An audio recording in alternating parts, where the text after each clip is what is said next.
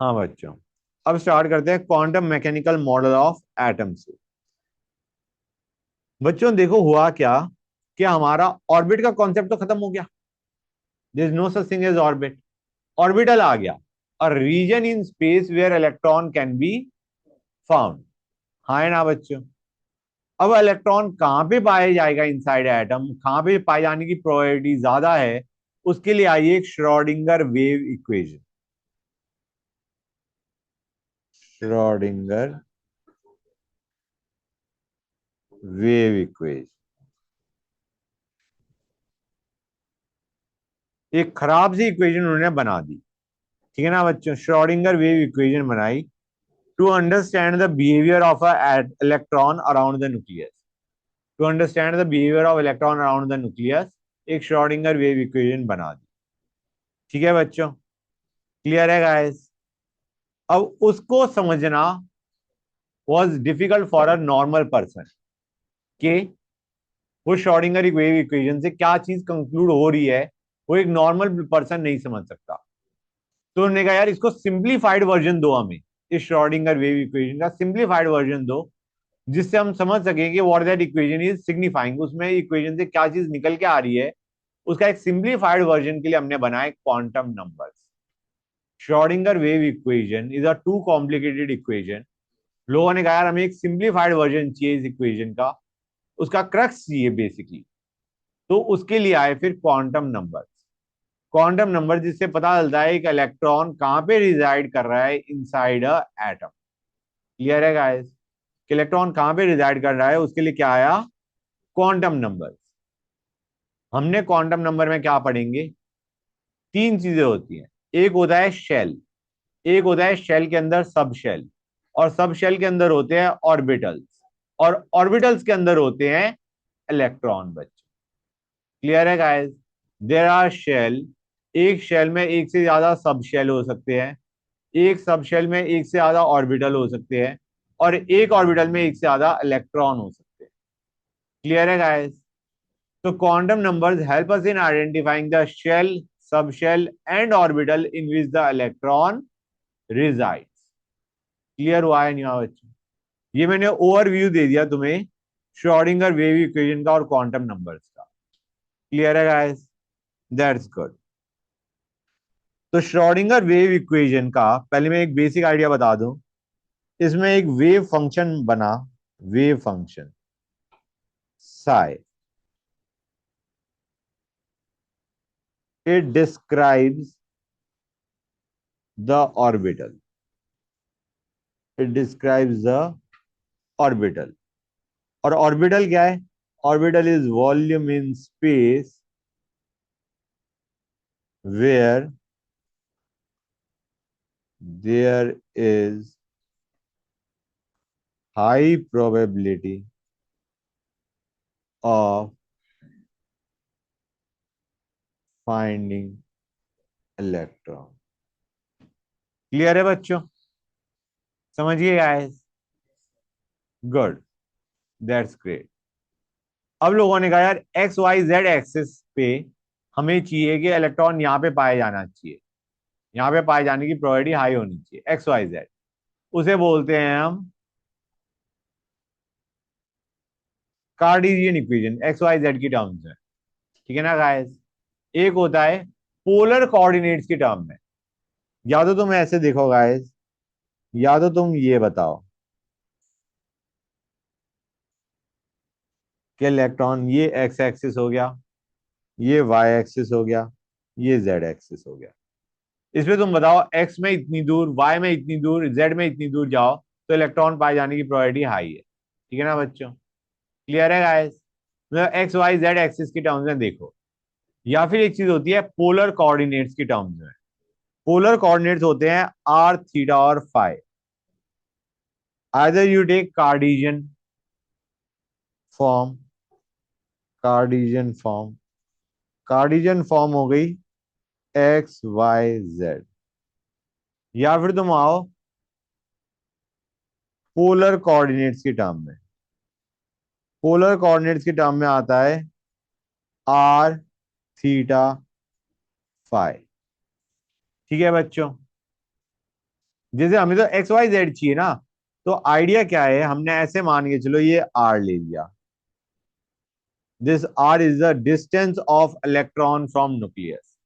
Are क्या बता रहा है बच्चों? Distance of electron from nucleus, ये आर है। इसका angle with z axis is theta. ठीक है बच्चों, क्लियर है गाइस यहां तक? आर का angle with z axis is theta. तो ये क्या हो जाएगा बच्चों?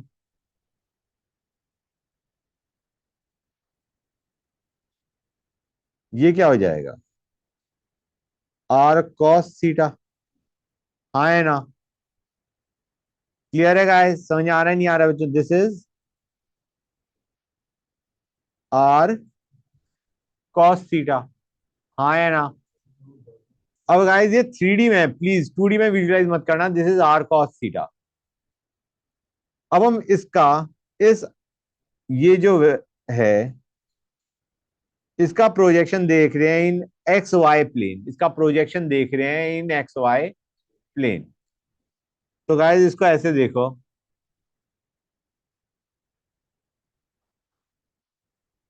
ये रहा,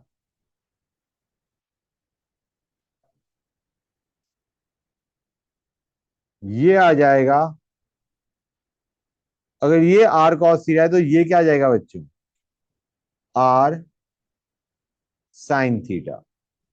क्लियर है बच्चों? समझिए गाइस, समझ में आया नहीं आया? क्लियर है? ये थ्री डी में है। This r is in not two D, three D. थोड़ा विजुलाइज करना टफ पड़ता है, बट ट्राई टू अंडरस्टैंड। ये आर कॉस थीटा आ गया, ये हमारा आर साइन थीटा आ गया बच्चों। क्लियर है यहां तक? अब हमने कहा this is making angle phi with x-axis. This projection of R is making angle phi with x-axis. तो ये कितना आ जाएगा बच्चों? इस R का जो ये जो इसका x कोऑर्डिनेट आएगा वो कितना आएगा? x कितना आएगा बच्चों? x will be equal to, इसका जो x है, ऐसे मान के चलो इसको। अब हम इसका ये प्रोजेक्शन देख रहे हैं guys. This is what you are looking at this. ये कितना आएगा बच्चों? This will be R sine theta था, sine theta. This was R sine theta. इसका कॉस फाई ले ले बच्चों। Cos phi will give us this guys. दिख रहा है नहीं दिख रहा है बच्चों? समझ में आया नहीं आया? क्लियर है? और ये कितना आएगा बच्चों?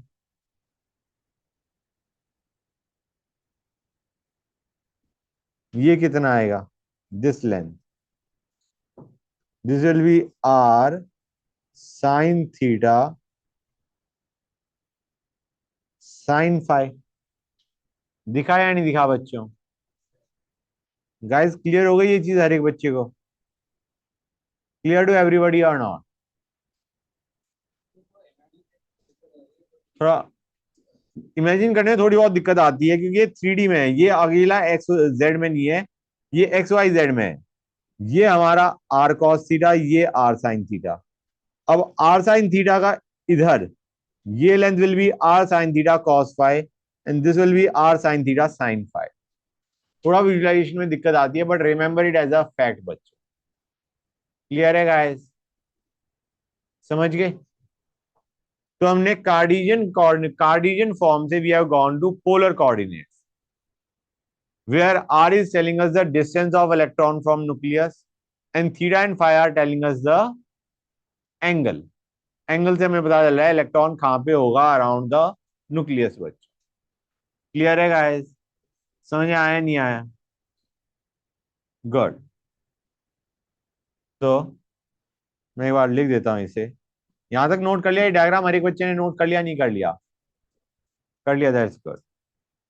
तो यहाँ पे हमारा x इज, मैं लिख देता हूँ, r sine theta cos phi, y is r sine theta sine phi.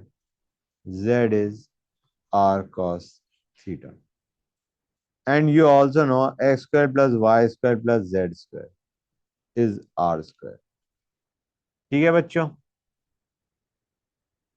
Good. Now when Schrodinger wave equation in polar coordinates, when Schrodinger wave equation in polar coordinates is solved for hydrogen atom,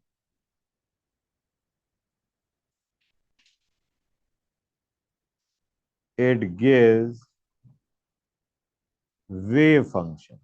जब उसे solve करते हैं तो you get wave function psi, you get wave function psi बच्चों, psi in terms of R theta and phi. Clear है बच्चों? Clear हो गया यहां तक? नाउ ये जो हमारा साई है, इसके हमने दो इसको पार्ट में ब्रेक कर दिया. एक में स्टडी करना डिफिकल्ट था.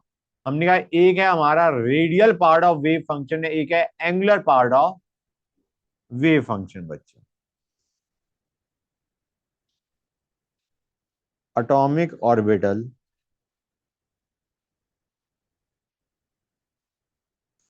is product of two factors.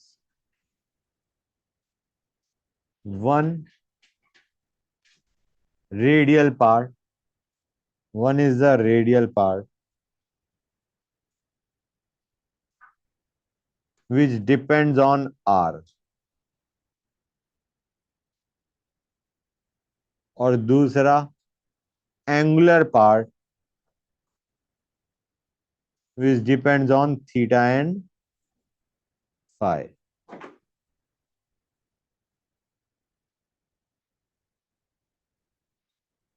Clear है बच्चों? क्लियर हो गया गाइस? गुड. अभी जो एनर्जी स्टेट्स हैं, energy states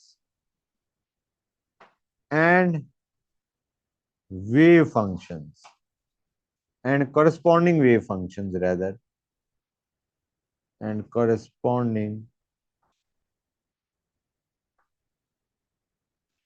wave functions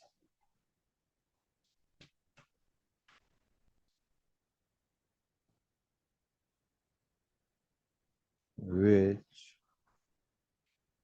are characterized by set of three quantum numbers. तीन क्वांटम नंबर है बच्चों तुम्हारे. कौन कौन से?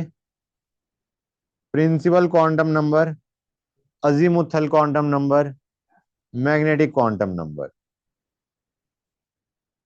प्रिंसिपल क्वांटम नंबर,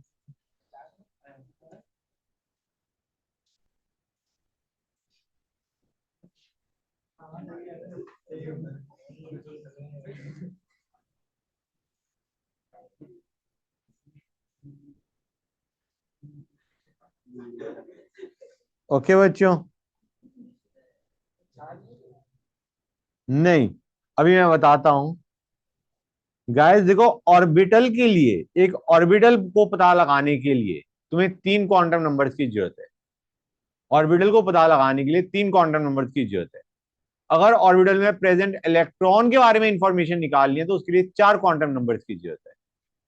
ऑर्बिटल के बारे में सारी इंफॉर्मेशन निकालने के लिए you require three quantum numbers.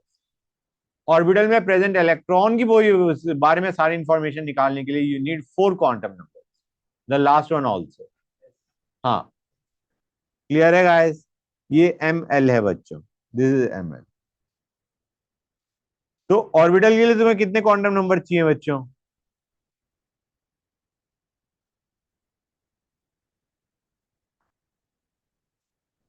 तीन क्वांटम नंबर चाहिए.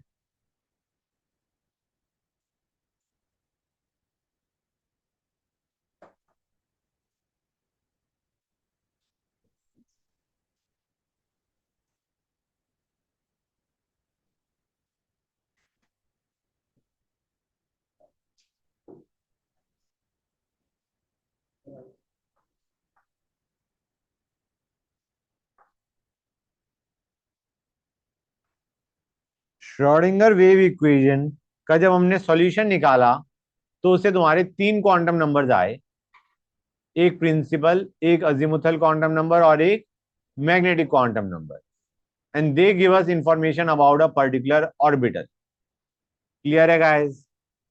समझ आया नहीं आया बच्चों? Good. They arise as a consequence in solution to Schrodinger wave equation. Clear है गाइस? क्लियर हो गया यहां तक? गुड। अब Schrodinger wave equation cannot be solve for, हाँ, Schrodinger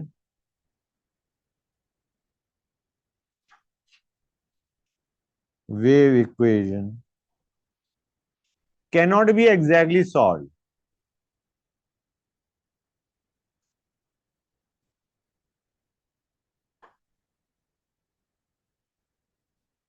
for multi-electron system।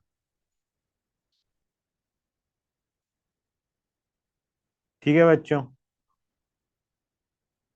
So approximation is done।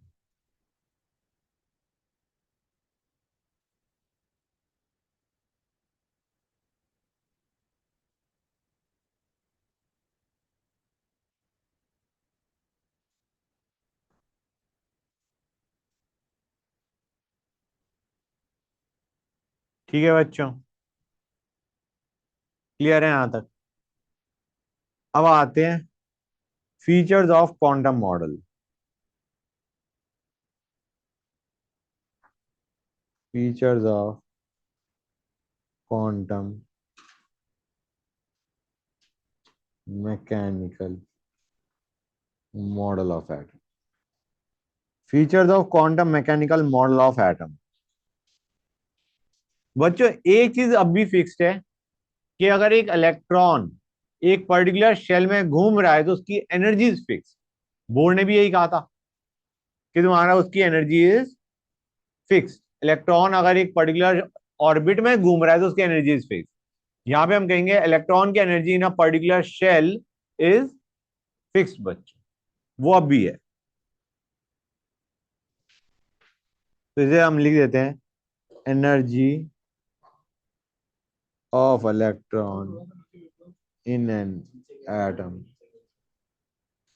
Energy of electron in atom is quantize. Quantize मतलब fixed. Okay बच्चों? Clear है यहां तक? दूसरा, हमें पता है कि exact position and velocity can not B determined accurately, जो कि हमारा हाइजेनबर्ग ने कहा था।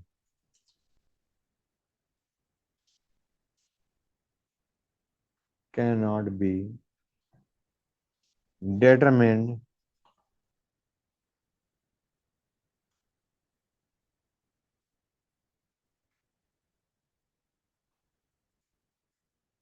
simultaneously।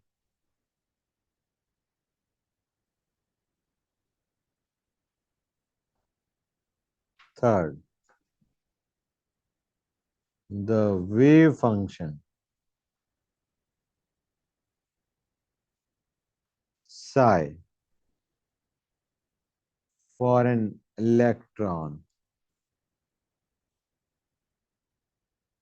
represents an atomic orbital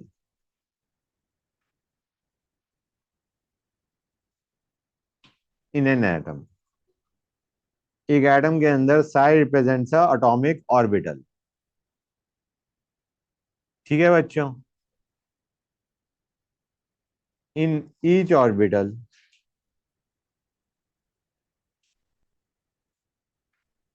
electron has definite energy। उसकी एनर्जी फिक्स्ड है इन ए orbital.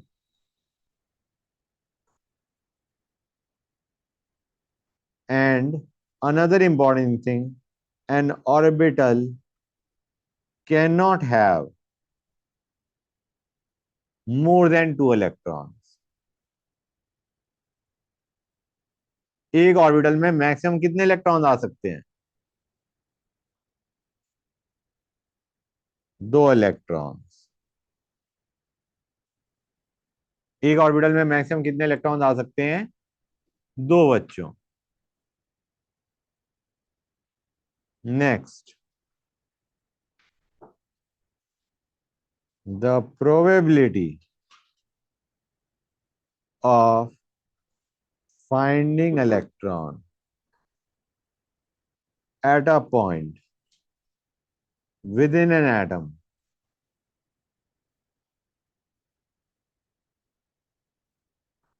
is proportional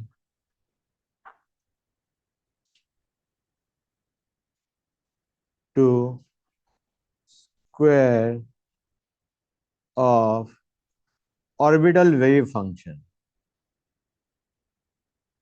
Wave function क्या था? psi. So probability of finding electron is directly proportional to psi square at that point. Probability of finding electron is directly proportional to psi square at a particular point. ठीक है बच्चों? Psi square is known as probability density. इसे क्या बोलते हैं? probability density बच्चों. Psi square को क्या बोलते हैं? probability density. And psi square is always positive. Obviously, square है बच्चों. Psi square is always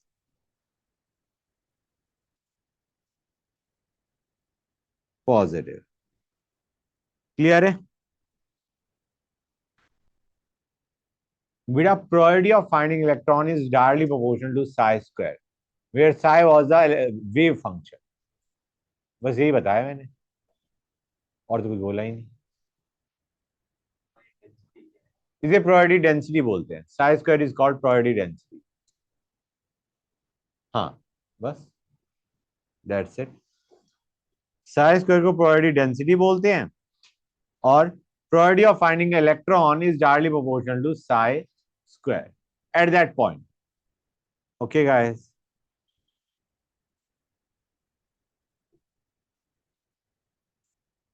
Physically, psi represents amplitude of electron wave. Psi किसको रिप्रेजेंट करता है? It represent the amplitude of electron wave बच्चों. ठीक है गाइस? तो basically Sai को हम बोल सकते हैं प्रोबेबिलिटी एम्पलीट्यूड, और साई स्क्वायर को बोलेंगे probability density.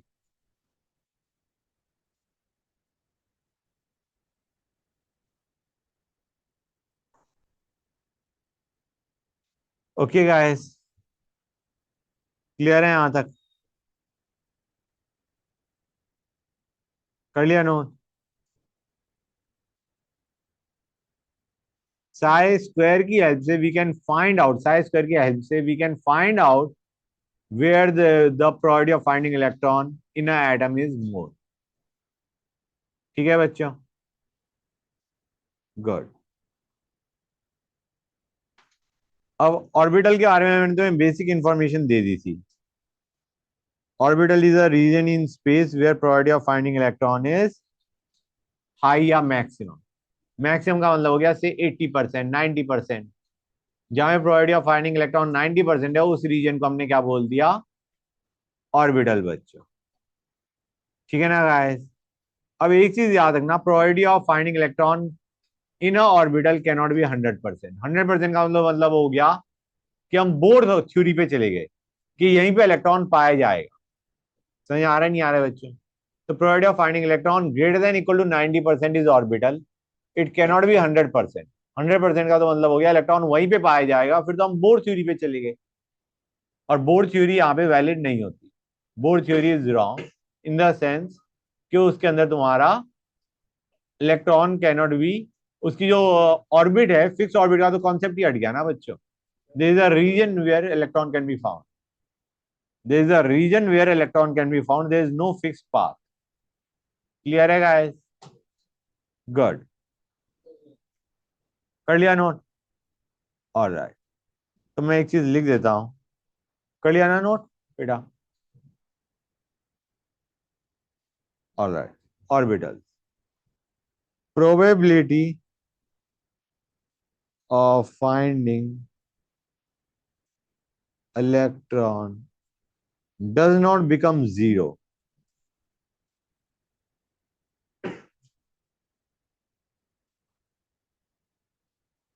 even at large distance from nucleus.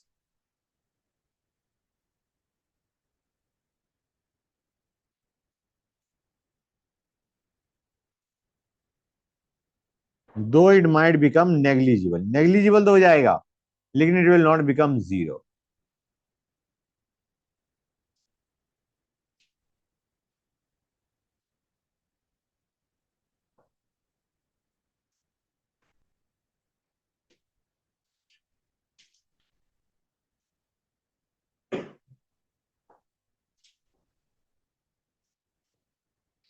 Okay guys, clear है यहां तक बच्चों? गुड। तो हम फिर ऑर्बिटल को बनाते कैसे हैं?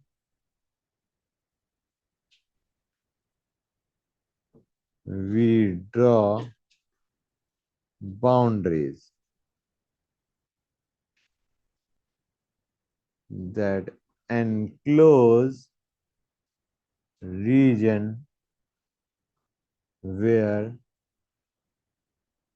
probability of finding electron is maximum.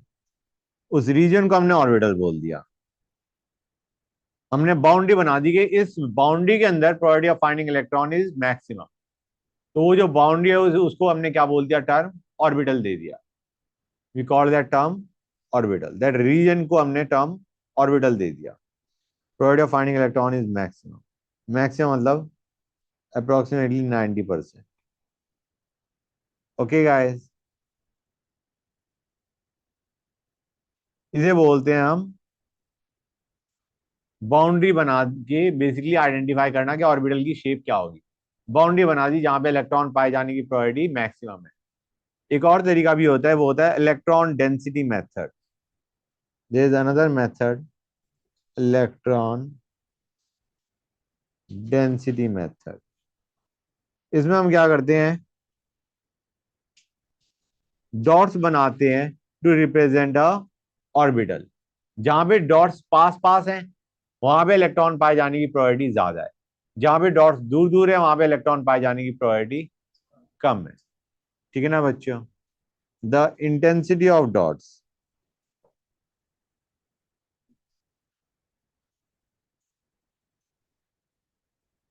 represents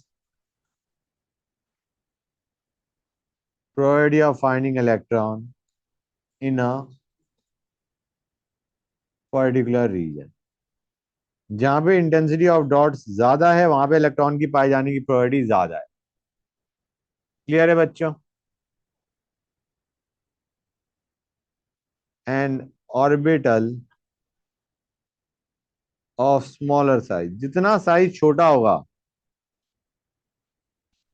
means that there is more chance of finding electron near nucleus. ठीक है बच्चों? क्लियर है यहां तक गाइस? गुड। जितना छोटा साइज ऑर्बिटल का उतना इलेक्ट्रॉन की पाए जाने की प्रोबेबिलिटी ज्यादा है नियर द न्यूक्लियस। अब बच्चों ऑर्बिट और ऑर्बिटल के बीच में डिफरेंस क्या है मैं बोलता जाता हूं, समझ से आना। ऑर्बिट तो एक सर्कुलर पाथ होगी जिसमें इलेक्ट्रॉन शुड रिवॉल्व, है ना, अराउंड द न्यूक्लियस। ऑर्बिटल हमारा रीजन हो गया जहां पे इलेक्ट्रॉन की पाए जाने की प्रोबेबिलिटी हाई है। अब एक और चीज, ऑर्बिट हमारे सर्कुलर होते हैं शेप में। ऑर्बिट सर्कुलर पाथ में घूम रहा है, यही तो हम मान के चलते हैं ना बोर थ्योरी में। Orbitals can have different shapes. Orbitals can have different shape बच्चों, नॉट सर्कुलर, डिफरेंट शेप होगी। स्फेरिकल हो सकता है, डम्बेल शेप हो सकती है। Will discuss the shapes as we come to them. ठीक है बच्चों। एक और चीज, ऑर्बिट के अंदर में, एक ऑर्बिट के अंदर कितने इलेक्ट्रॉन मैक्सिमम आ सकते हैं? 2n²। याद होगा, तुमने 10th में पढ़ा होगा आई गेस। एक पर्टिकुलर ऑर्बिट के अंदर मैक्सिमम कितने इलेक्ट्रॉन्स आ सकते हैं? 2n², where n is the orbit जिसकी हम बात कर रहे हैं। लेकिन ऑर्बिटल के अंदर मैक्सिमम दो ही इलेक्ट्रॉन आ सकते हैं। In a given orbital you can have maximum 2 electrons. तो मैं ये लिख देता हूं, orbit can accommodate maximum 2n² electron, where n is the orbit जिसकी बात करी जा रही है।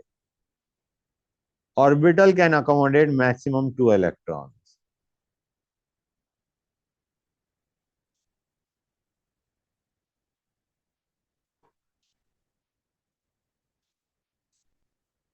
अब आते हैं क्वांटम नंबर्स पे बच्चों।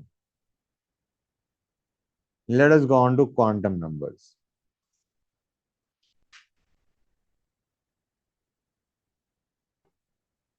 गाइस देखो क्वांटम नंबर्स को,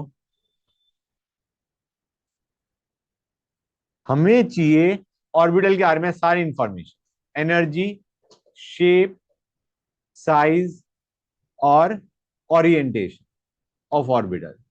उसके लिए हमारे को तीन क्वांटम नंबर चाहिए, principal quantum number, azimuthal quantum number और magnetic quantum number.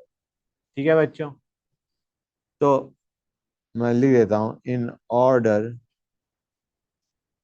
To specify size, energy, shape and orientation of orbitals.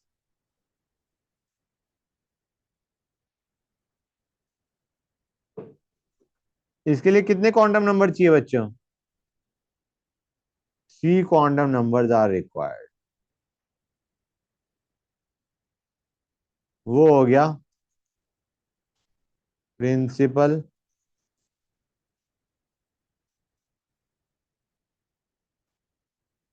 Azimuthal quantum number और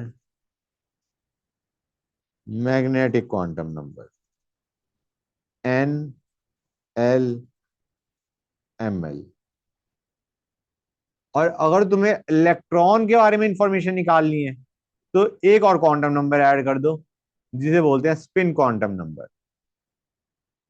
इन order to specify an electron, an additional quantum number, spin quantum number is needed. तो crux बच्चे question आ जाते हैं, तो orbital के लिए is designated by 3 quantum numbers. Electron is designated. Electron is designated by 4 quantum numbers. Okay, बच्चों. Now let us start with principal quantum number.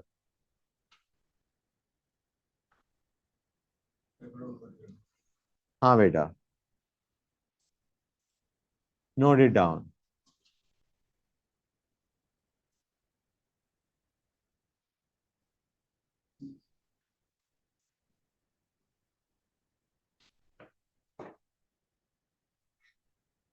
कर लिया नोट? कर लिया? गुड। प्रिंसिपल क्वांटम नंबर पे आते हैं बच्चों।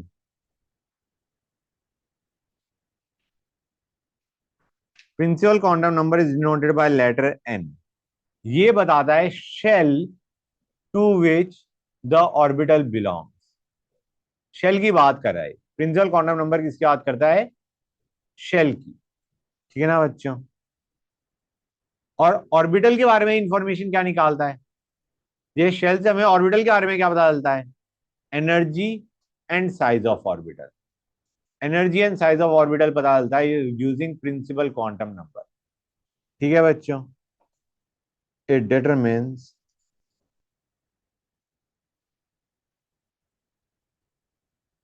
The size and energy of orbital.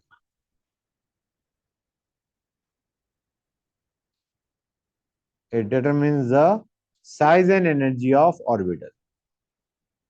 दोनों ही बढ़ते हैं विद एन। मतलब फर्स्ट शेल की जो ऑर्बिटल है उनका साइज भी छोटा होगा, एनर्जी भी कम होगी। सेकंड शेल के जो ऑर्बिटल्स होंगे उनका एनर्जी भी ज्यादा होगी, साइज भी बड़ा होगा। n = 3 का साइज और बड़ा होगा, एनर्जी भी और ज्यादा होगी। जैसे जैसे एन बढ़ता है वैसे वैसे एनर्जी और साइज बढ़ता है। ठीक है ना बच्चों, क्लियर है गाइस? कोई डाउट किसी बच्चे को? Energy and size of orbital of hydrogen and hydrogen like species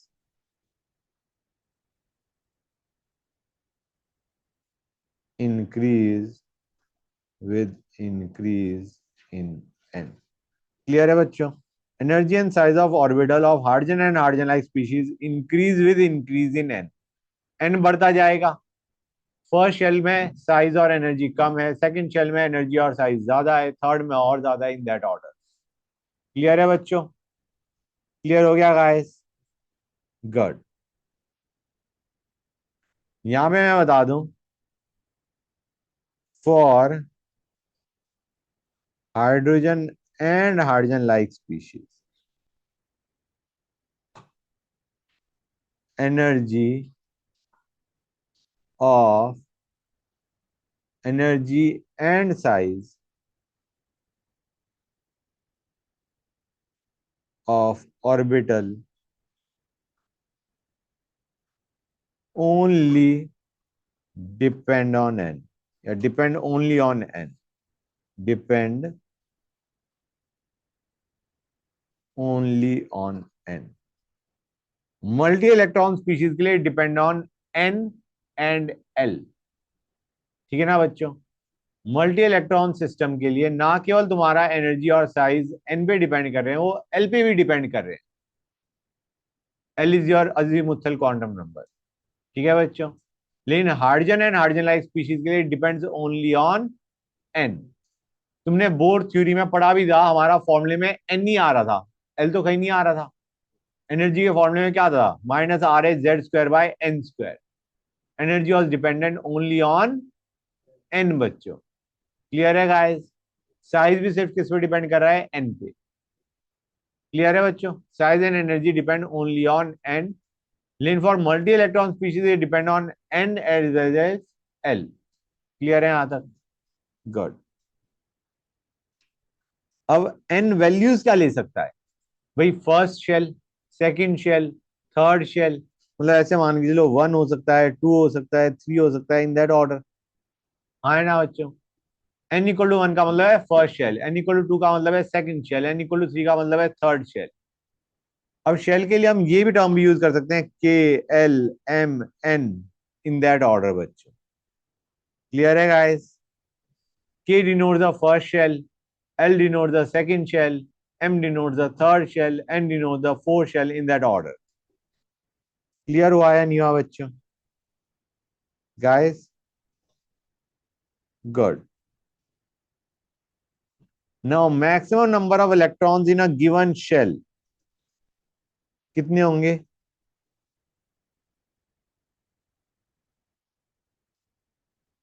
shell को मैंने बताया ना, शेल को रिलेट करो ऑर्बिट से, 2n²। बोर थ्योरी में जो n होता था ऑर्बिट, वो यहाँ पे क्या है? शेल बच्चों। क्लियर है गाइस? समझ आया नहीं आया? तो maximum number of electrons in a given shell is given by 2n²। Clear है guys? Where n is the shell जिसकी हम बात कर रहे हैं। तो फर्स्ट शेल में मैक्सिमम कितने इलेक्ट्रॉन आ सकते हैं? सिर्फ 2। सेकंड शेल में कितने आ सकते हैं?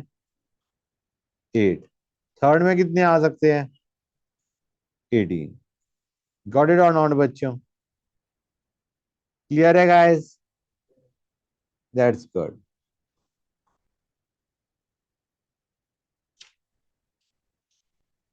फोर्थ में कितने आ जाएंगे? 32। That's great. ऐसे चलता जाएगा। अब आते हैं अजीमुथल क्वांटम नंबर पे। अजीमुथल क्वांटम नंबर के दो और नाम है।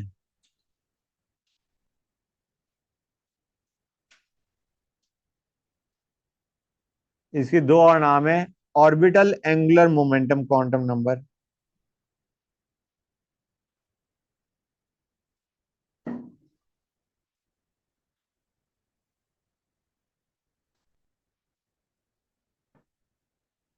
और हाँ बेटा, subsidiary quantum number. It is denoted by l बच्चों, it is denoted by l guys. Clear है यहां तक? 1 सेकेंड बच्चों। अब आते हैं अजीमुथल क्वांटम नंबर या सब्सिडियरी क्वांटम नंबर पे। बच्चों देखो, तुम्हारा जो प्रिंसिपल क्वांटम नंबर था वो ऑर्बिटल का क्या बताता था? साइज और एनर्जी। एन जैसे बढ़ता है वैसे वैसे साइज भी बढ़ रहा है, एनर्जी भी बढ़ रहा है, for hydrogen and hydrogen like species. ठीक है ना बच्चों? एन जैसे बढ़ेगा वैसे साइज भी बढ़ेगा, एनर्जी भी बढ़ेगा। अब अजीमुथल क्वांटम नंबर क्या बताता है? ये बताता है shape of orbital. It tells us about the shape of orbital. It defines the shape of orbital. Shape of orbital बताता है ये। शेप ऑफ ऑर्बिटल बताता है बच्चों। ठीक है ना गाइस? एल बेसिकली क्या बताता है? Shape of orbital. एल से हमें पता चल जाएगा कि उस ऑर्बिटल की शेप क्या है। और वैसे एल क्या डिनोट कर रहा होता है? सब shell inside a given shell बच्चों। ठीक है ना guys? Value of L, value of L gives subshell in which electron is located। ये बताता है कौन से सब शेल के अंदर इलेक्ट्रॉन है। प्रिंसिपल क्वांटम नंबर शेल बताता है जिसमें इलेक्ट्रॉन है। अजीमुथल क्वांटम नंबर बताता है सब शेल जिसमें इलेक्ट्रॉन है। Orbital quantum number, sorry, magnetic quantum number बताता है ऑर्बिटल जिसके अंदर इलेक्ट्रॉन है। क्लियर है बच्चों? एक शेल बता रहा है, एक सब शेल बता रहा है, एक ऑर्बिटल बता रहा है। और बाकी इससे इंफॉर्मेशन ऑर्बिटल के बारे में क्या पता चल रही है? उसकी शेप पता चल रही है। इट डिनोट्स अ सब एनर्जी लेवल। सब एनर्जी लेवल या सब शेल को डिनोट करता है एल। हर एल वैल्यू एक सब शेल को या सब एनर्जी लेवल को डिनोट कर रही है। और ये ऑर्बिटल के बारे में क्या इंफॉर्मेशन बता रहा है? शेप ऑफ ऑर्बिटल बच्चों। क्लियर है गाइस? गुड। अब for given N, L takes values from 0 to n-1। L कितनी वैल्यूज ले रहा है? 0 से लेके n-1 सारी वैल्यूज लेता है। ठीक है ना बच्चों? For a given N, L सारी वैल्यूज लेता है फ्रॉम 0 टू n-1। और हर एल वैल्यू एक सब शेल को या सब एनर्जी लेवल को डिनोट करता है। ठीक है ना बच्चों? तो n=1 में एल क्या क्या वैल्यूज ले सकता है? सिर्फ 0 लेगा। n=2 में एल क्या वैल्यूज ले सकता है? 0 और 1। n=3 में एल क्या वैल्यूज ले सकता है? 0 1 2 5 तक जाएंगे बच्चों हम। 0 1 2 3। एल ये सारी वैल्यूज ले सकता है। ठीक है ना बच्चों? क्लियर है गाइस? अब हमने कहा हर एल वैल्यू किसको डिनोट करता है? एक सब शेल को। तो एल इक्वल टू 0 सब शेल को हमने बोल दिया एस सब शेल। एल इक्वल टू 1 को हमने बोल दिया पी सब शेल। हाँ बेटा। और ऊपर एल इक्वल टू 2 को बोल दिया हमने डी सब शेल।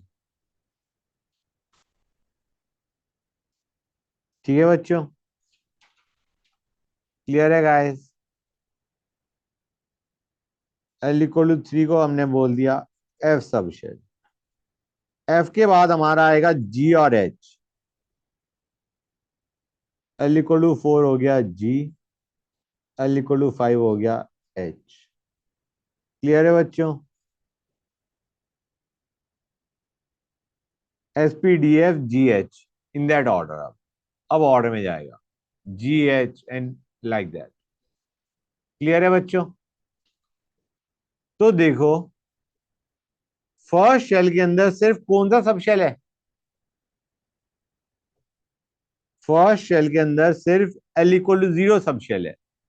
मतलब फर्स्ट शेल में सिर्फ एस है।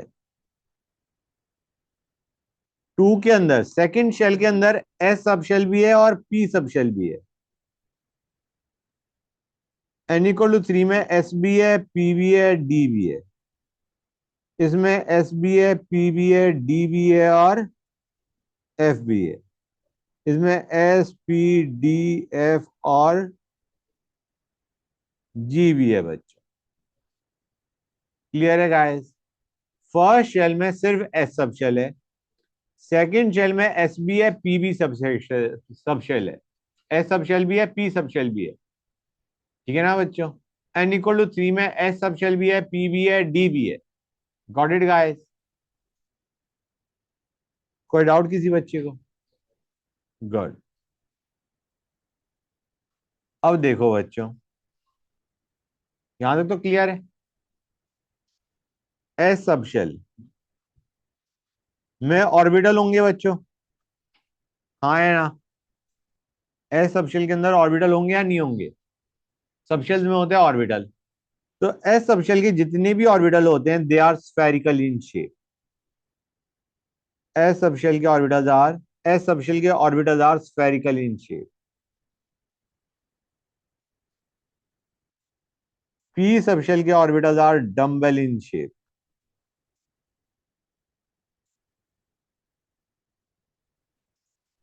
डी सब शेल के orbitals are double dumbbell in shape.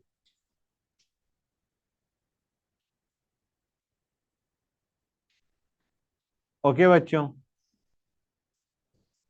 हाँ बेटा, शेप में भी बताऊंगा, डोंट वरी अबाउट इट। यहां तक नोट कर लिया बच्चों या नहीं कर लिया? बोलो गाइस। That's good. आगे चलें? ठीक है। Spherical in shape, dumbbell in shape, double dumbbell in shape. ठीक है बच्चों? क्लियर है गाइस? गुड। एफ की शेप नहीं बता सकता, मतलब मैं बता नहीं सकता, देखना पड़ेगा तुम्हें। मैं दिखा दूंगा लेकिन आइडिया उसका कोई नाम ऐसा नहीं है। ठीक है ना बच्चों? एसपीडीए का मैंने बता दिया, spherical dumbbell double dumbbell. F की जो शेप है वो मैं तुम्हें दिखा दूंगा थोड़ी देर बाद, लेकिन आइडिया उसका कोई नाम ऐसा नहीं है। Fine guys? गुड। तो आइडिया ये है बच्चों, फर्स्ट शेल के अंदर सिर्फ स्फेरिकल सब ऑर्बिटल होंगे। फर्स्ट शेल के अंदर सिर्फ स्फेरिकल ऑर्बिटल होंगे। सेकंड शेल के अंदर स्फेरिकल ऑर्बिटल भी होंगे, double dumbbell sorry dumbbell orbital भी होंगे। थर्ड शेल के अंदर स्फेरिकल भी होंगे, डम्बेल भी होंगे, डबल डम्बेल भी होंगे। गेटिंग द आइडिया और नॉट गाइस? गुड। इसको मैं एक चीज और लिख देता हूं, बेटर रहेगा। ऐसे समझो, फर्स्ट शेल के अंदर एस सब शेल है, ठीक है ना बच्चों? सेकंड में एस बी है, पी बी है। थर्ड में एस बी है, पी बी है, डी बी है। Okay guys. फोर में एस है, पी है, डी है, एफ है। क्लियर है गाइस? इस सबशेल के जो ऑर्बिटल्स होंगे वो किस शेप के होंगे?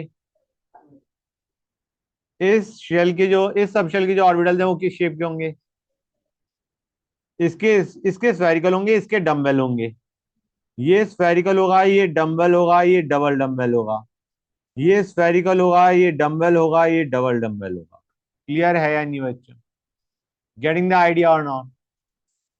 कितने बच्चों को ये चीज क्लियर हो गई? गुड। मतलब चाहे तुम एस इसका देखो या इसका देखो, ये स्फेरिकल ही होगा। पी तुम इसका देखो, इसका देखो, इसका देखो, ये डम्बल ही होगा। डी इसका देखो, इसका देखो, वो डबल डम्बल ही होगा। Idea is, S subshell के जो ऑर्बिटल होंगे वो स्फेरिकल होंगे। पी सब शेल के जो ऑर्बिटल होंगे वो डम्बल शेप के होंगे। डी सब शेल के जो ऑर्बिटल होंगे वो डबल डम्बल इन शेप होंगे। क्लियर है गाइस? गुड। तो हमें अजीमुथल क्वांटम नंबर से क्या पता चलता है? Shape of orbital. जो ऑर्बिटल है उसकी शेप क्या है। और हमें अदरवाइज एल वैल्यू क्या डिनोट करता है? अ सब shell inside a given shell बच्चों। Each l value denotes a सब shell inside a given shell. कोई डाउट किसी बच्चे को यहां तक? बोलो गाइस। एवरीबॉडी इज क्लियर ना? गुड। अब आते हैं ऑर्बिटल एंगुलर मोमेंटम।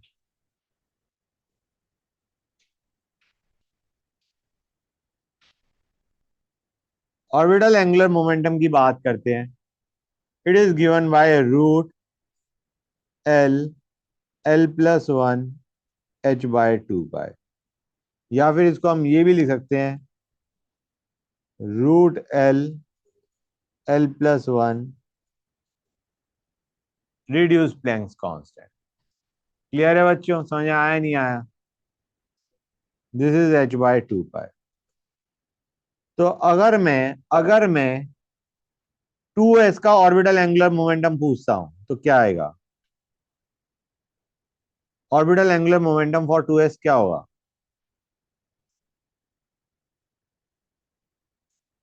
सर आपने एच बाई टू बाई को क्या लिखा है? रिड्यूस प्लैंक्स कांस्टेंट, एच और ये काट दिया, स्ट्राइक थ्रू कर दिया। ऑर्बिटल एंगुलर मोमेंटम क्या होगा टू एस के लिए? टू एस के लिए ऑर्बिटल एंगुलर मोमेंटम क्या होगा? बताओ बच्चों। एस के लिए एल वैल्यू क्या होती है? एस के लिए एल वैल्यू क्या होती है? Zero. So orbital angular momentum for two S will be zero. L की वैल्यू यहां पे जीरो पुट कर दो, you will get the orbital angular momentum. Two P के लिए क्या होगा बच्चों? एल की वैल्यू वन पुट कर दो। पी है ना बच्चों, पी का मतलब L equal to one. S is L equal to zero, P is L equal to one, D is L equal to two. यहां से ऑर्बिटल एंगुलर मोमेंटम निकालोगे नहीं निकालोगे गाइस? ये आएगा। हाँ या ना? क्लियर है गाइस? गुड। अब आते हैं थर्ड मैग्नेटिक क्वांटम नंबर पे।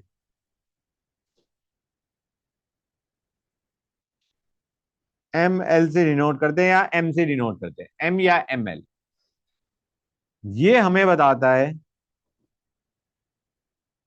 It gives information about orientation of orbital.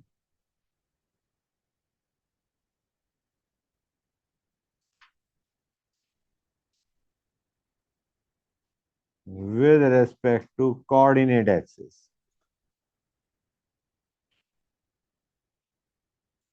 ये ओरिएंटेशन ऑफ ऑर्बिटल बताता है with respect to coordinate axis.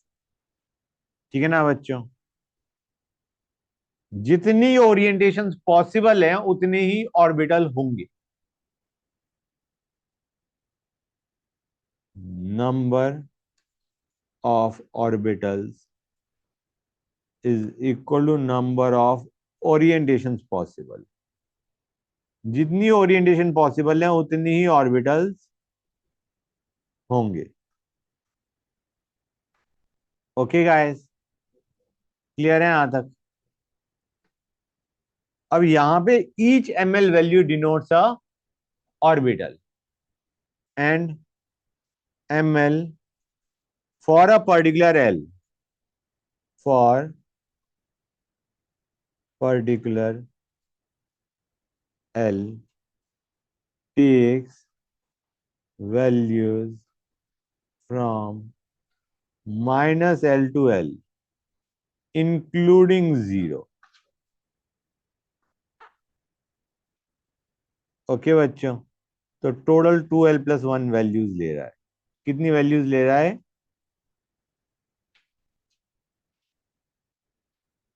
2l+1 values. कितनी वैल्यूज ले रहा है?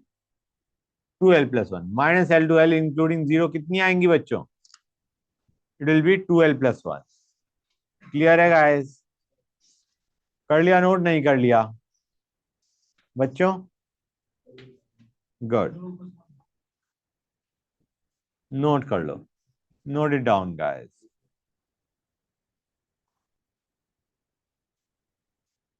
ठीक है,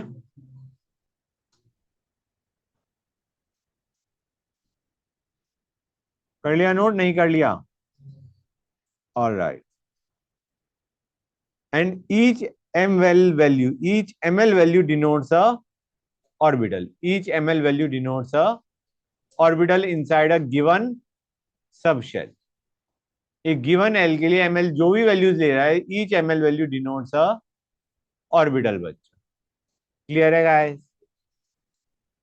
तो l इक्वल टू 0, मतलब मैं किसकी बात कर रहा हूं? एस सबशेल की बात कर रहा हूं,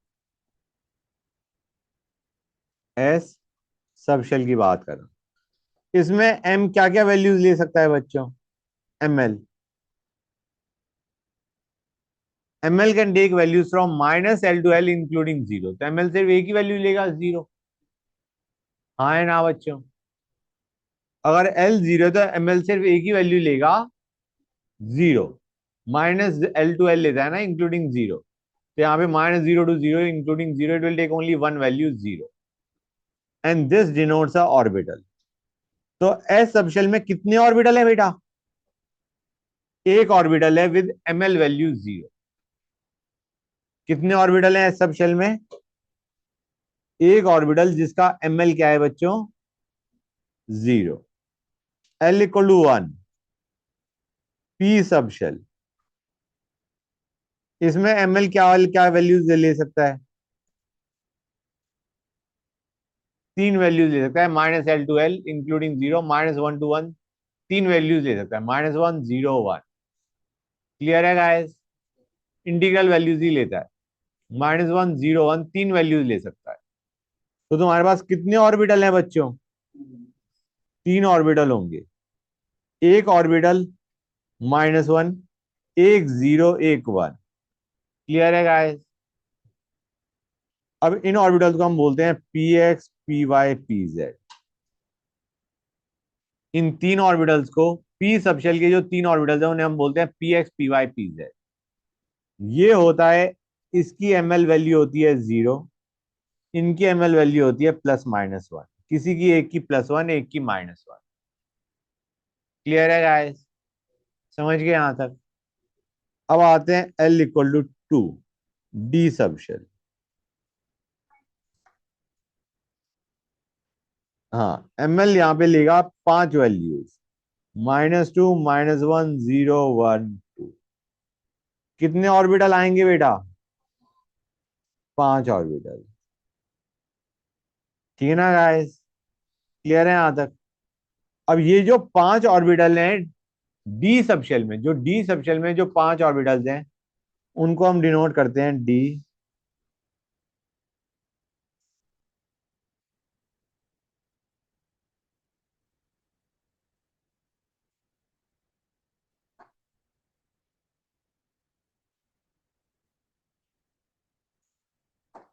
ये होता है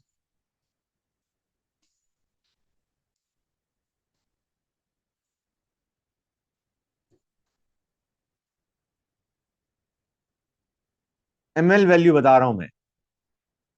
ठीक है बच्चों, क्लियर है गाइस?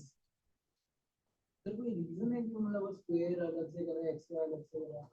हाँ, ऐसा क्यों है कि मतलब वो इसी से ही रिप्रेजेंट कर रहे हैं D X square minus Y square D x Y? नहीं नहीं, ऐसा कुछ नहीं है, इन्होंने अपने हिसाब से नोटेशन बना रखी है। क्लियर है गाइस? समझ गए? ml zero is denoting dz², plus minus one is dxz dyz, और plus minus two is dxy dx²y², x² minus y²। ठीक है ना बच्चों? क्लियर है गाइस? गुड। अच्छा एक चीज और, L इक्वल टू 3 के अंदर F सब शेल के अंदर ऑर्बिटल्स कितने होंगे, बस ये बता दो। You will have ml values लेगा -3 to 3 इंक्लूडिंग 0, 7 वैल्यूज ले सकता है, तो यू विल हैव 7 ऑर्बिटल्स बच्चों। तो तुम समझ चुके हो एस सब शेल में कितने ऑर्बिटल हैं? एक। पी में है 3, डी में है 5, एफ में है 7। आगे अगर करोगे तो तुम निकाल सकते हो 12+1 are the number of orbitals inside a given subshell of having L value, जो भी एल हमें दे रखा है। मतलब for a given L subshell the number of orbitals, max total number of orbitals are 2l+1। वहीं से हमने निकाला है 2l+1 हर एक में। जे एस में कितने ऑर्बिटल्स होंगे? 2 × 0+1, टोटल नंबर ऑफ ऑर्बिटल्स निकाल रहे हैं। ये जो 2l+1 है that is giving us total number of orbitals. यहां पे करोगे 2 × 0+1, मतलब एक ऑर्बिटल है, एक ऑर्बिटल है, लेकिन उसकी जो ml वैल्यू है वो क्या है? 0। समझ आ रहा है नहीं आ रहा है बच्चों? L इक्वल टू 1 के लिए टोटल नंबर ऑफ ऑर्बिटल्स कितने हो जाएंगे? 2 × 1+1। ये 2l+1 दिख रहा है नहीं दिख रहा है बच्चों? These are the number of orbitals, these are the number of orbitals. तीन ऑर्बिटल होंगे, 2 × 1+1, तीन ऑर्बिटल्स होंगे, लेकिन उनकी वैल्यूज क्या होंगी? वो होगी -1, 0 और 1। क्लियर है गाइस? यहाँ पे तुम 12+1 में एल की वैल्यू 2 डालोगे तो 5 ऑर्बिटल आएंगे, लेकिन उसकी जो ml वैल्यूज होंगी वो क्या होंगी? -2 to 2 इंक्लूडिंग 0। ठीक है ना गाइस? Total number of orbitals 5, but the orbitals are having ml values from -2 to 2, -2, -1, 0, 1, 2। Clear है गाइस? ऑर्बिटल टोटल 5 आ गए। एफ में ऑर्बिटल कितने आ गए? 7 बच्चों। क्लियर है यहां तक?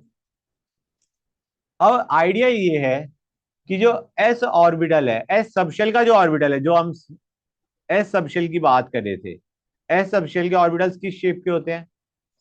स्फेरिकल। और स्फेरिकल की ओरिएंटेशन तो एक ही होगी। तो आइडिया इसीलिए एस सबशेल के अंदर एक ही ऑर्बिटल होता है, क्योंकि उसकी orientation, number of orientation possible are only 1। P में तुम्हारे पास 3 ओरिएंटेशन हो सकती है डंबल की। ऐसे देखो, पी में यू कैन हैव 3 ऑप्शंस। जो तुम्हारा डंबल शेप है वो अलोंग एक्स बना सकते हो तुम। समझ आ रहा है नहीं आ रहेगा? गाइस, तुम उसे अलोंग वाई बना सकते हो, तुम उसे अलोंग जेड बना सकते हो। तो आइडिया इज, डंबल जो शेप है उसमें तुम्हारे पास ओरिएंटेशन कितनी पॉसिबल है? 3 ओरिएंटेशन पॉसिबल है, इसलिए 3 ऑर्बिटल्स प्रेजेंट है। क्लियर है गाइस? जो मैंने ऊपर स्टेटमेंट नहीं लिखी थी कि जितनी ओरिएंटेशन पॉसिबल है उतनी ही ऑर्बिटल होंगी। डंबल शेप के 3 ही ओरिएंटेशन पॉसिबल है, इसलिए 3 ऑर्बिटल्स प्रेजेंट होते हैं। स्फेरिकल शेप का तुम्हारा एक ही ओरिएंटेशन पॉसिबल है, तो एक ही ऑर्बिटल होता है। स्फेरिकल शेप का एक ही ऑर्बिटल होता है inside a given subshell. ठीक है ना बच्चों? क्लियर है गाइस?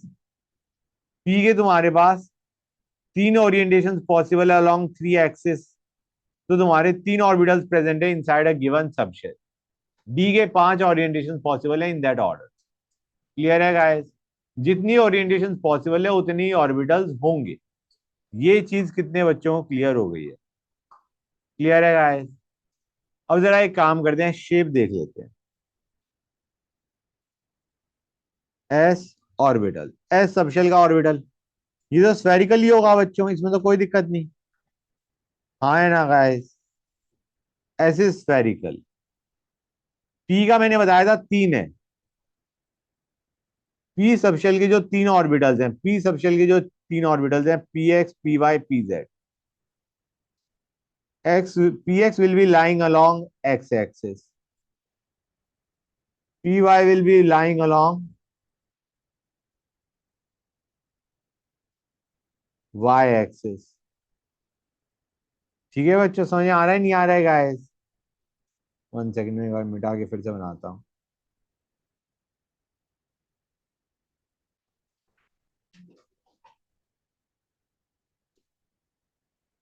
और पी जेड होगा अलोंग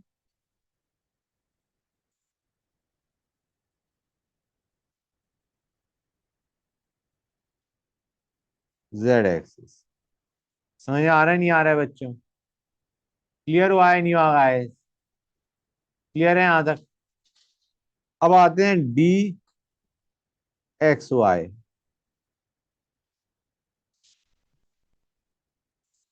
गाइस अगर ये एक्स है, ये वाई है, इसकी शेप क्या होती है बच्चों? Double dumbbell. इसकी शेप क्या होती है? Double dumbbell. It is lying in x Y plane, it is lying in x Y plane बच्चों, it is lying in x Y plane में लाई कर।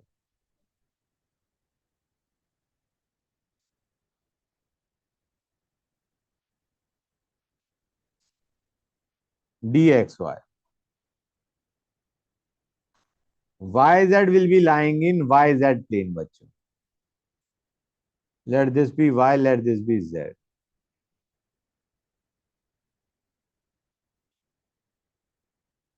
ये क्या हो गया? ये क्या हो गया?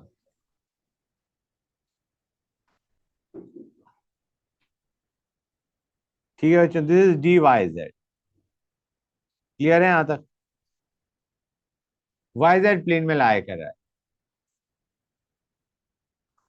X Z will be lying in D X Z will be lying in X Z plane. ये 3D में थोड़ा विजुलाइज करना, मतलब ये सारों की मैं एक ही शेप दिखा रहा हूं, लेकिन वो डिफरेंट है, एक्सिस डिफरेंट है ना बच्चों। इसकी भी वैसी होगी ये बच्चों।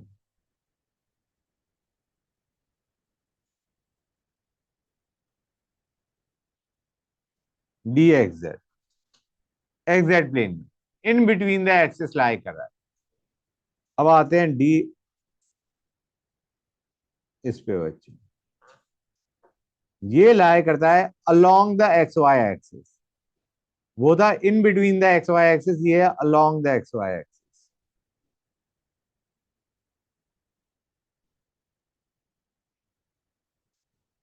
क्लियर है गाइस?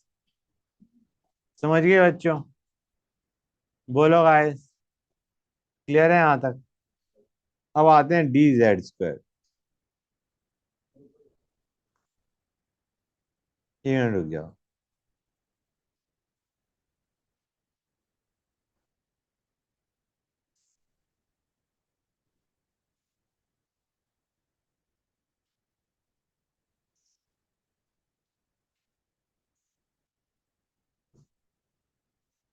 ये है डी जेड स्क्वायर।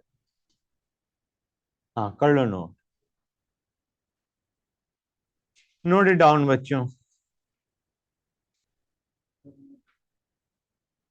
मुझे आपने सर्कल बनाया आप जो है उसका मतलब है बस टॉर टाइप, रिंग टाइप है, यही शेप है। लेयर जो बनाया हाँ है लेयर है हाँ, स्फीयर नहीं मतलब रिंग टाइप जो है। तुमने क्या बोला, स्फीयर बोला था? हाँ स्फीयर देना होगा, स्फीयर तो बॉल हो गया ना टाइप।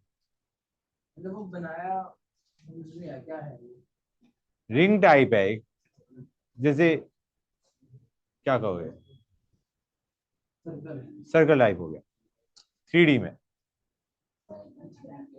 हाँ बेटा, ये देखो, ये रहा, बना लो। क्लियर है गाइस? मतलब ये जो हमारी जो रिंग लाई कर रही है that is lying in x Y plane, ठीक है ना गाइस? इनको हम क्या बोलते हैं? लोब्स बोलते हैं। इनको क्या बोलते हैं? लोब्स। These are lobes. जैसे हमारे D X square Y square के जो लोब्स है they are lying along the X and Y axes. X square Y square D X square minus Y square की जो लोब्स हैं they are lying along the X and Y access.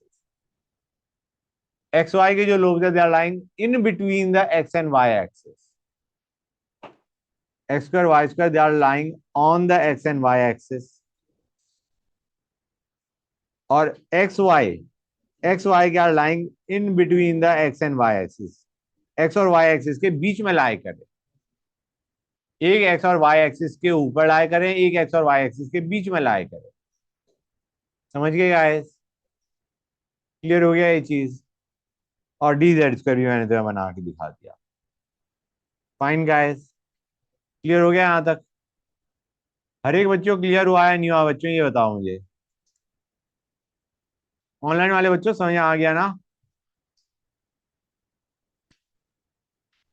All right guys, let us continue.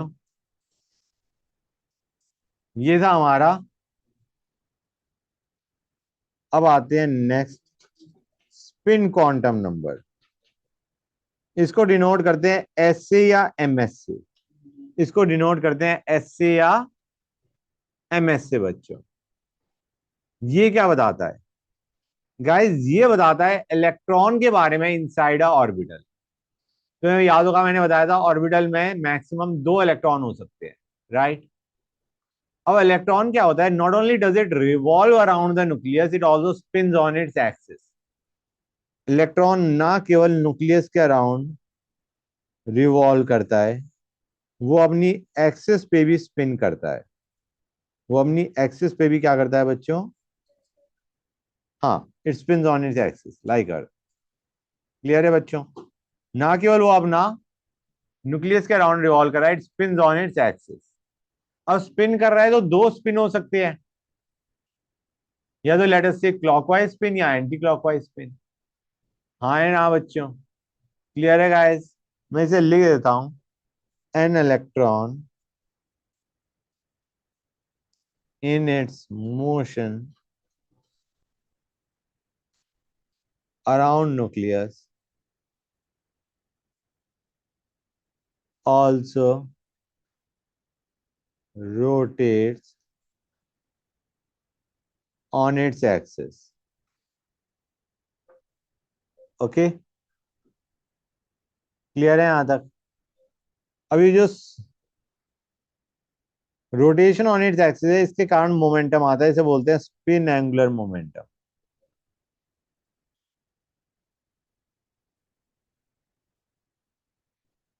It is given as root S S plus one H by two pi.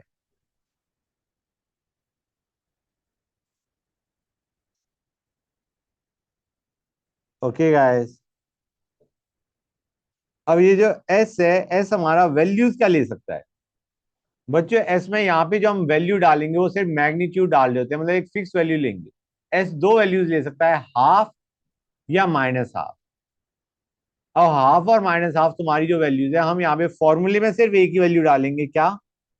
Half. Minus half is just a, that half and minus half they are just indicating the two rotations possible on its axis. जो half और minus half है वो सिर्फ rotation बता रहा है around the on its axis. Clear है बच्चों? हम जो यहाँ पे वैल्यू डालेंगे वो सिर्फ एक ही डालेंगे, half. Minus half is just indicating the opposite spin on its axis. Clear है बच्चों? अब देखो, spin angular momentum can have two orientations. It can have two orientations relative to chosen axis. उसको हमने दो ओरिएंटेशन जो है उसको हमने वैल्यू दी हाफ और माइनस हाफ। जो दो ओरिएंटेशन पॉसिबल है उसको हमने टर्म क्या दिया, हाफ और माइनस हाफ।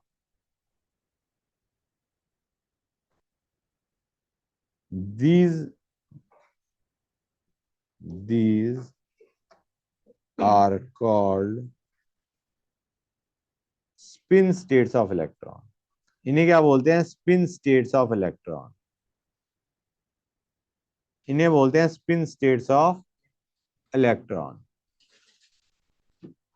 इसको हम बोलते हैं स्पिन अप, इसको बोलते हैं स्पिन डाउन।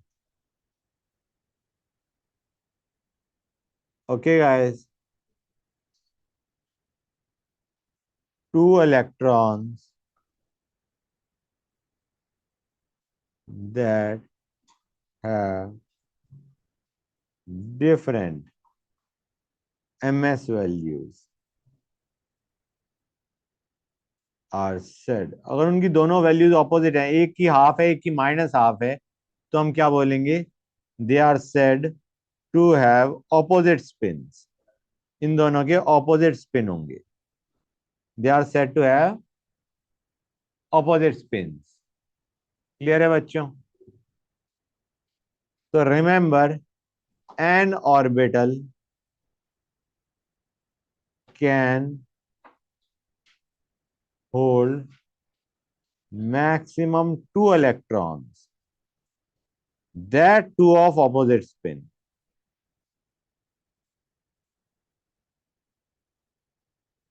एक ऑर्बिटल में दो इलेक्ट्रॉन आ सकते हैं और वो भी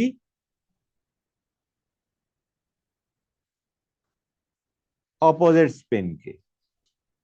मतलब अगर एक ऑर्बिटल, ये मैंने ऑर्बिटल बनाया है बॉक्स, अगर बॉक्स ऑर्बिटल है तो एक अगर स्पिन अप होगा तो दूसरा स्पिन डाउन होगा। क्लियर है बच्चों? अगर एक स्पिन अप होगा तो दूसरा स्पिन डाउन होगा।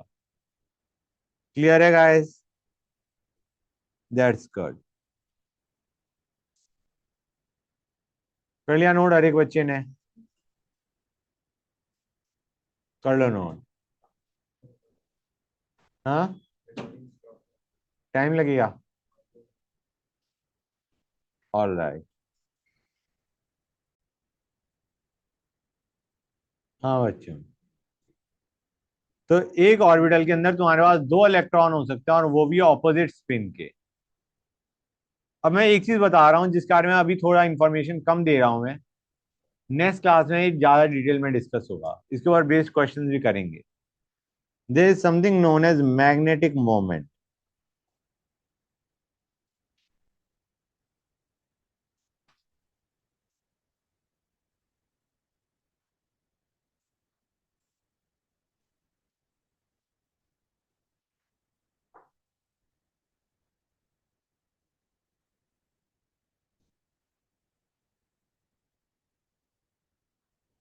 Bm is a unit, Bohr magneton.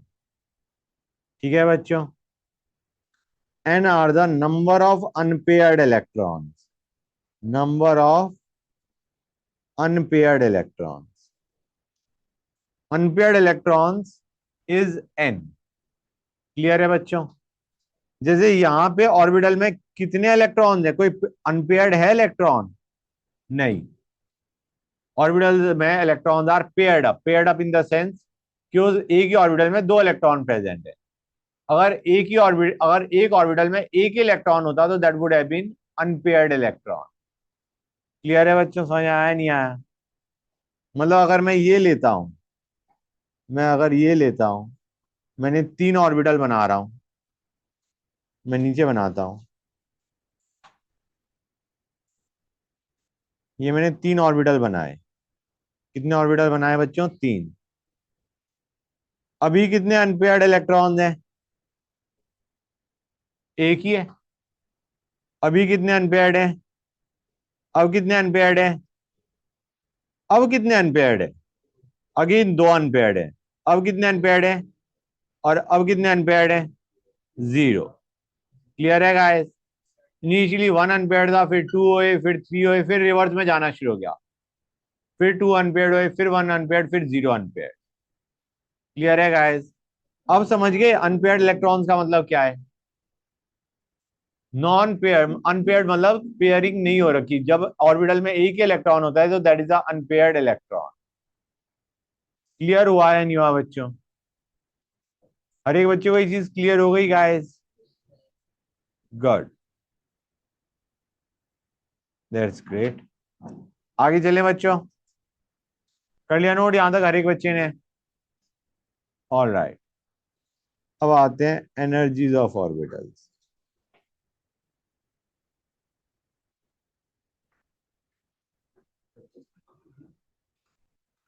बच्चों एनर्जी नॉर्मली किस पे डिपेंड करता है मल्टी इलेक्ट्रॉन सिस्टम के लिए? मल्टी इलेक्ट्रॉन सिस्टम के लिए एनर्जी ऑफ ऑर्बिटल किस किस चीज पे डिपेंड करता है? एन पे और एल पे। It depends on an and L, but for hydrogen and hydrogen like species it depends only on n. Good. In hydrogen, energy of electron is dependent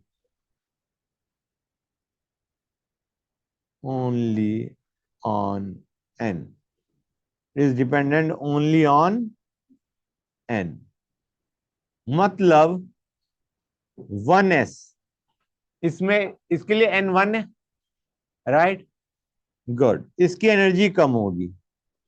2s और 2p गाइस, इन दोनों के लिए n तो same है, हाँ है ना? तो इन दोनों की एनर्जी सेम होगी, 2s और 2p की एनर्जी सेम होगी क्योंकि इन दोनों का n सेम है। लेकिन उसकी एनर्जी 1 से ज्यादा होगी। n बढ़ता है तो एनर्जी बढ़ती है नहीं बढ़ती है? 1 से ज्यादा एनर्जी 2 की होगी, 2 से ज्यादा एनर्जी 3 की होगी। लेकिन 3 के अंदर अगर तुम 3s 3p 3d को कंपेयर करोगे तो तीनों की एनर्जी क्या होगी बच्चों? इक्वल होगी। 4s 4p 4d 4f, 4 की एनर्जी 3 से ज्यादा होगी, लेकिन एस पी डी एफ इन सब की एनर्जी क्या होगी बच्चों? इक्वल होगी। 4s 4p 4d 4f इनके जितने भी ऑर्बिटल हैं उन सब में इलेक्ट्रॉन की energy will be same. Clear हुआ है नहीं हुआ बच्चों? ये 1 हो गया, ये 2 हो गया, ये 3 हो गया और ये 4 हो गया। 1 की एनर्जी कम है, 2 की ज्यादा है, 3 की ज्यादा है, 4 की और ज्यादा है, लेकिन एल पे डिपेंड नहीं कर रहा। ठीक है ना बच्चों? क्लियर है यहां तक? यहां पे मैं तुम्हें एक चीज बता दूं, the orbitals the orbitals having same energy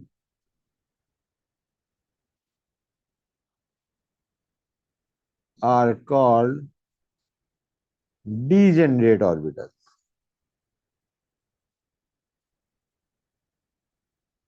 Jin orbitals की सेम एनर्जी होती है उन्हें क्या बोलते हैं? Degenerate orbital. क्लियर है गाइस? गुड। तो मुझे बताओ, 1 में तो एक ही ऑर्बिटल है, राइट? सेकंड वाले में एक नॉर्मल चीज बताओ, n इक्वल टू 2 में टोटल कितने ऑर्बिटल्स होंगे गाइस? n इक्वल टू 2 में टोटल कितने ऑर्बिटल्स है? s का एक, p के 3, टोटल हो गए 4। टोटल ऑर्बिटल्स कितने हैं? 4 ऑर्बिटल्स, एक s का और 3 p के। n इक्वल टू 3 में कितने ऑर्बिटल्स होंगे? एक s का, 3 p के और 5 d के, टोटल 9। n इक्वल टू 4 के लिए देखोगे तो कितने आएंगे? 16 orbitals. Idea is NH shell के अंदर ऑर्बिटल्स कितने होते हैं? n square orbitals. NH shell में कितने ऑर्बिटल्स होते हैं? n square orbitals. और हर ऑर्बिटल में कितने इलेक्ट्रॉन आ सकते हैं? 2। तो NH शेल में इलेक्ट्रॉन्स कितने आ सकते हैं? अगर n स्क्वायर ऑर्बिटल है और हर ऑर्बिटल में 2 इलेक्ट्रॉन आ सकते हैं, 2n स्क्वायर इलेक्ट्रॉन आ सकते हैं। क्लियर है गाइस? NH शेल के अंदर n स्क्वायर ऑर्बिटल होंगे और 2n स्क्वायर इलेक्ट्रॉन होंगे। क्लियर है गाइस? कोई डाउट किसी बच्चे को? Good, that's great. तो मैं क्या कह रहा था बच्चों, n इक्वल टू 1 पे है इलेक्ट्रॉन अभी, हाइड्रोजन एटम की बात कर रहा हूँ, हाइड्रोजन एटम की बात कर रहा हूँ, n इक्वल टू 1 पे है। अब हमने उसको एक्साइट कर दिया, जस्ट एक्साइट करा है, तो वो किस पे जाएगा? 2 पे। 2 में डीजेनरेसी क्या होगी बच्चों? 2, n इक्वल टू 2 की डीजेनरेसी क्या होगी? उसमें कितने डीजेनरेट ऑर्बिटल्स हैं? हाँ, 4। s और 3p, ये सारे के सारों की एनर्जी सेम है। क्लियर हुआ है नहीं हुआ गाइस? n इक्वल टू 2 की जो डीजेनरेसी है वो कितनी है? 4। अगर मैं उसको 2 बार एक्साइट करता, मतलब सेकंड, एक एक्साइट किया 2 पे गया, हाइड्रोजन एटम की बात कर रहा हूं मैं, यहां पे डीजेनरेसी क्या दी? 4। क्योंकि ये जो चारों ऑर्बिटल हैं, एक एस और 3 पी, ये चारों के चारों क्या है? डीजेनरेट। क्लियर है guys? Degenerate orbital having same energy, got it guys? अब अगर मैं इसे और एक्साइट करता हूं, तो डीजेनरेसी क्या हो जाएगी जिसपे वो जा रहा है? It will be 9। क्लियर है या नहीं बच्चों? समझ में आया नहीं आया?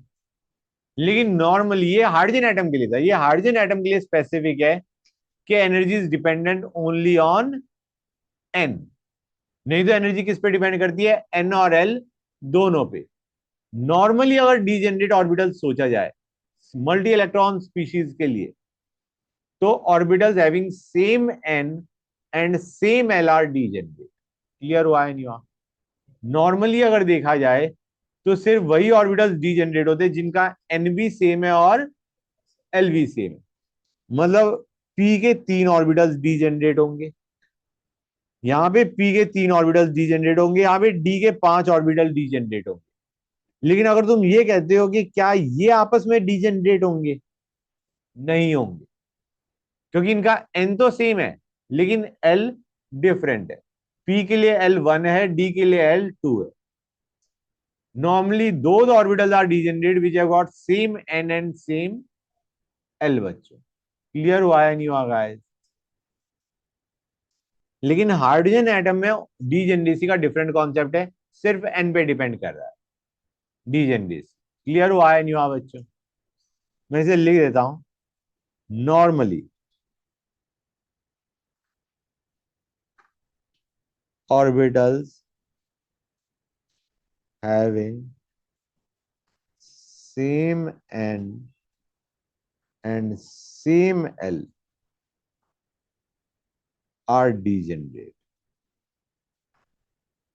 मतलब 3D के जो 5 ऑर्बिटल्स है वो डीजेनरेट होंगे, 4F के जो 7 ऑर्बिटल्स है वो डीजेनरेट होंगे। लेकिन तुम कहो 4F क्या 4D क्या डीजेनरेट है? नहीं होगा। या क्या तुम्हारा 4D 3D क्या डीजेनरेट होगा? नहीं होगा। क्लियर है बच्चों? ये मैंने किसके लिए बताया है? फॉर मल्टी इलेक्ट्रॉन स्पीशीज के लिए, मल्टी इलेक्ट्रॉन एटम के लिए। क्लियर है गाइस? समझ में आ गया हर एक बच्चे को? गुड। कोई डाउट? गुड। आगे चलें गाइस। अब देखो, remember energy of orbital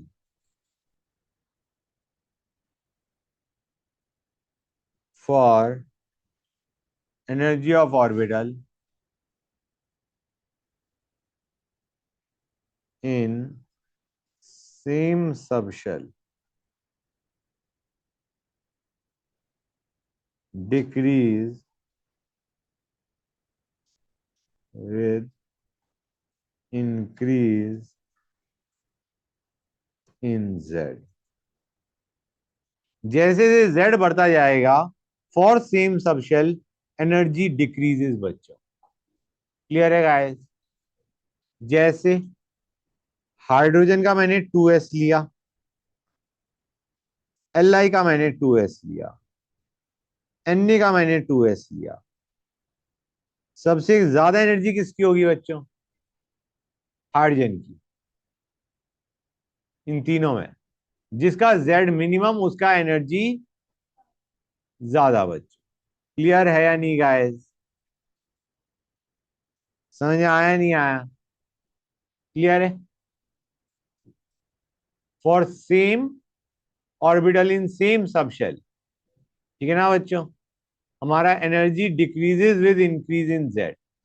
Z सबसे ज्यादा किसके लिए होगा? इसके लिए। सबसे कम किसके लिए होगा? इसके लिए। तो इसकी एनर्जी मिनिमम होगी, इसकी एनर्जी मैक्सिमम होगी बच्चों। क्लियर और नॉट गाइस? ऑनलाइन वाले बच्चों क्लियर हुआ है नहीं हुआ गाइस? बच्चे बोल ही नहीं रहे। ओके, नाम लेके पूछते हैं। एक मिनट रुकना बच्चों। हाँ, तो बच्चों यहां तक क्लियर है ना हर एक को? गुड। अब गाइस देखो, एक चीज मैं तुम्हें बता दूं यहाँ पे क्या हुआ। राइट गाइस देखो, मैंने तो बताया था एनर्जी किस पे डिपेंड करती है, एन और एल दोनों पे, है ना?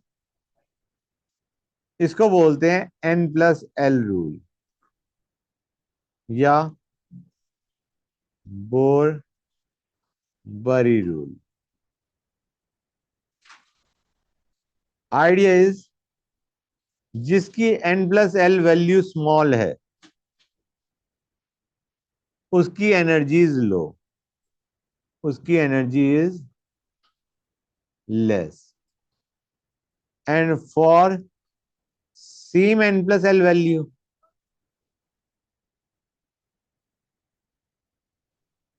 स्मॉलर एन मतलब एनर्जी इज लेस।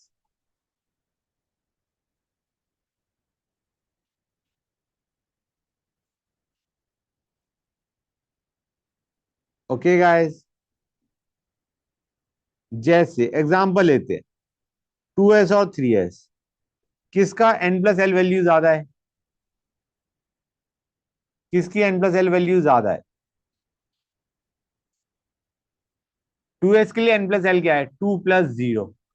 3s के लिए एन प्लस एल वैल्यू क्या है? 3 + 0। एल वैल्यू दोनों के लिए 0 है ना बच्चों? 3s के लिए एन प्लस एल वैल्यू ज्यादा है तो उसकी एनर्जी ज्यादा होगी। एनर्जी जिसका, जिसकी एन प्लस एल वैल्यू ज्यादा उसकी एनर्जी ज्यादा, जिसकी एन प्लस एल वैल्यू कम उसकी एनर्जी कम। तो अगर मैं 2s, 1 सेकेंड, 2p और 3s को कंपेयर करूंगा तो क्या होगा बच्चों? अब देखो 2p का एन प्लस एल वैल्यू क्या है? 3। और 3s की एन प्लस एल वैल्यू क्या है? सुनते हो बच्चों, यहाँ पे एन प्लस एल वैल्यू दोनों की सेम आ रही है। इसका 2 + 1, इसका 3 + 0। जब दोनों की N plus L value same है तो जिसका लोअर एन उसकी एनर्जी कम। तो 3s की एनर्जी ज्यादा होगी as compare to 2p। N plus L value same है तो जिसका एन ज्यादा उसकी एनर्जी ज्यादा, जिसका एन कम उसकी एनर्जी कम बच्चों। क्लियर हुआ है नहीं हुआ गाइस? अब मुझे बताओ 3d और 4s में बच्चों एन प्लस एल वैल्यू करके देखो। यहां पे आएगा 3 + 2, यहां पे आएगा 4 + 0। 3d की एनर्जी ज्यादा होती है 4s से, 4s की एनर्जी कम होती है, 3d की एनर्जी ज्यादा होती है। लेकिन अगर मैं 4p और 3d को कंपेयर करूंगा तो बच्चों